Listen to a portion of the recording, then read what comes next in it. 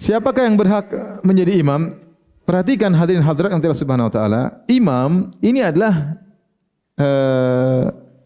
jabatan yang bergengsi dalam syariat, ya. Kalau dalam dunia mungkin ya gajinya kecil ya mungkin ya. Tapi kalau dalam syariat seorang menjadi imam ini predikat yang tinggi. Maka tidak sembarang orang boleh jadi apa? Imam. Maka Nabi sallallahu alaihi wasallam memberikan persyaratan, kata Nabi sallallahu alaihi wasallam, ya ummukum aqra'ukum li kitabillah. Yang jadi imam adalah yang paling mahir baca Al-Qur'an, ya. Tidak boleh sembarangan, ya. Ya. Kalau ternyata Islamnya sama, yang paling paham tentang sunnah, ya. Artinya ya, tapi yang paling pertama adalah yang aqra'ukum li kitabillah, yang paling mahir tentang apa Al-Qur'an, dengan syarat dia tahu tentang fikih-fikih berkaitan dengan imam. Ya, fikih-fikih berkaitan dengan imam. Misalnya ada dua orang, yang satu dia faqih, dia ustaz, tapi hafalannya tidak banyak. Yang satu dia hafalannya banyak dan dia mahir dalam Al-Qur'an.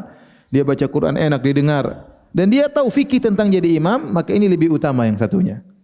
Karena dia baca imam berkaitan dengan banyak orang, agar orang tentram salat di belakang dia. Yang penting dia tahu tentang bagaimana fikih menjadi seorang imam. Dan ini syarat kata Nabi, ya ummukum aqra'ukum li kitabillah, yang jadi imam yang paling mahir tentang Al-Qur'an. Maksudnya kita kalau masalah imam jangan kita pekewu-pekewu, jangan kita tawadhu. Bukan tempatnya kita tawadhu, oh kamu sajalah, kamu. Padahal kita tahu kita lebih alim daripada dia, lebih mahir dalam baca Al-Qur'an, kita bilang kamu saja, enggak boleh. Karena Nabi yang suruh pilih yang paling mahir dalam masalah apa? Al-Qur'an. Bukan masalah tawadhu, itu tawadhu tidak pada tempatnya. Ya. Karena misalnya kita lagi sholat, kamu aja deh. Kita tahu dia lebih mahir dalam baca Al-Quran. Jangan, atau kita tahu kita lebih mahir, terus kita dipersilakan, enggak, kamu aja lah. Tawadhu tidak pada tempatnya. Kalau anda tawadhu di sini, berarti anda menyelisih hadis Nabi. Nabi yang suruh, sallallahu alaihi wasallam, ya ummukum aqra'ukum li kitabillah. Yang jadi imam yang paling mahir tentang apa?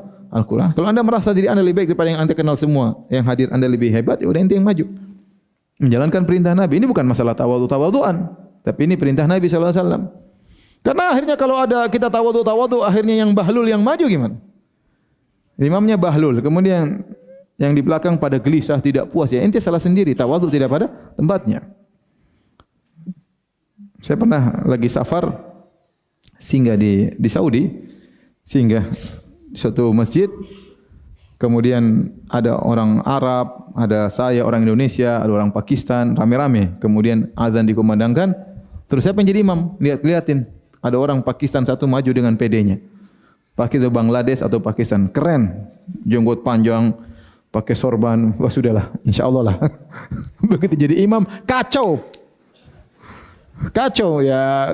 Kalau di sini mungkin biasa, tapi di sana kan mereka semua tahu bahasa Arab, mereka tahu tajwid. Jadi ini ada orang dengan PD-nya maju, penampilan memang yang lain kalah ya. Dia yang paling keren. Jenggot panjang, sorban keren, pokoknya maju jadi imam. Begitu assalamualaikum, assalamualaikum, semua protes. Kenapa tadi ente yang pintar tidak maju ya?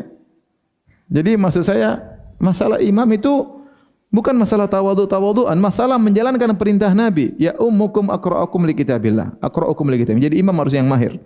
Ya. Dan kedudukan jadi imam ini bergengsi. Terkadang orang dia ada syahwat pingin jadi imam.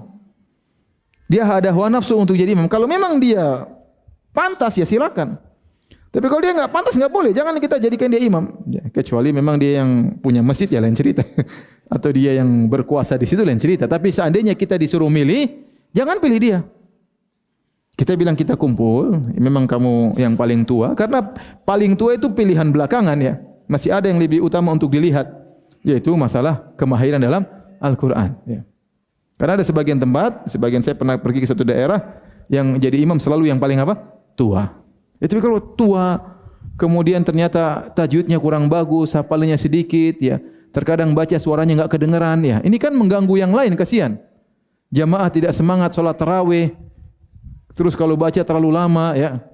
Jadi kita ingin kemaslahatan bagi jamaah. Mu'adz bin Jabal saja ditegur oleh Nabi karena baca terlalu panjang menggelisahkan jamaah. Maka dicari imam yang bacaannya enak.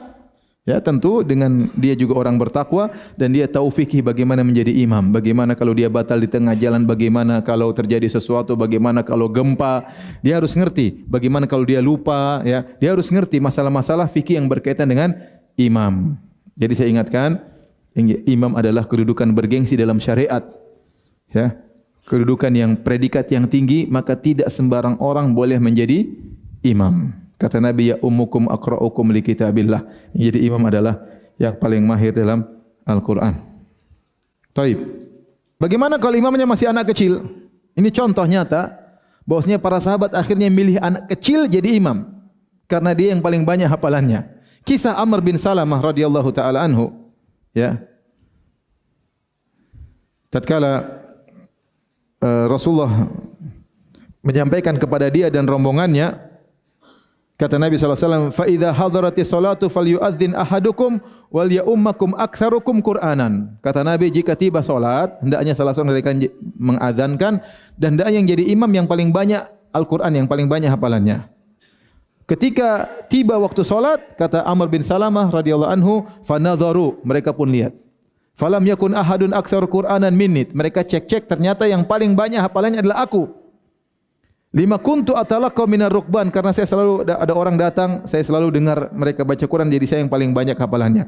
Faqaddamuni baina aidihim, maka mereka orang-orang dewasa tersebut menyuruh saya jadi imam. Wa ana ibnu sittin au sab'i sinin, umur saya masih 6 tahun atau 7 tahun. Ini di antara dalil yang sanggup bahwasanya jadi imam bukan masalah umur belakangan, ya. Kalau sudah sama-sama pintar, lebih tua, baru tua yang dimajukan. Tetapi yang menjadi barometer utama bukan masalah umur, tapi masalah apakah dia hafalannya lebih banyak, tajwidnya bagus atau tidak. Karena ini demi kemaslahatan makmum sehingga mereka bisa menikmati solat tersebut, ya. Ternyata Amr bin Salamah umurnya 6 tahun, 7 tahun sudah jadi imam. Ini dalil bahwasanya imam tidak harus balik, karena 6 tahun belum balik. Tapi tatkala hafalnya lebih bagus, bacanya lebih enak, biar dia yang jadi imam. Biar dia yang menjadi imam. Taib. Sampai-sampai disebutkan Amr bin Salamah radhiyallahu ta'ala tatkala dia ruku kelihatan pantatnya, ya. Karena masih kecil dan sarungnya pendek. Kalau dia ruku, Allahu Akbar, ibu-ibu di belakang, itu pantatnya kelihatan. Akhirnya ibu-ibu mengatakan kepada bapak-bapak, "Wahai bapak sekalian, tutuplah aurat imam kita, ya."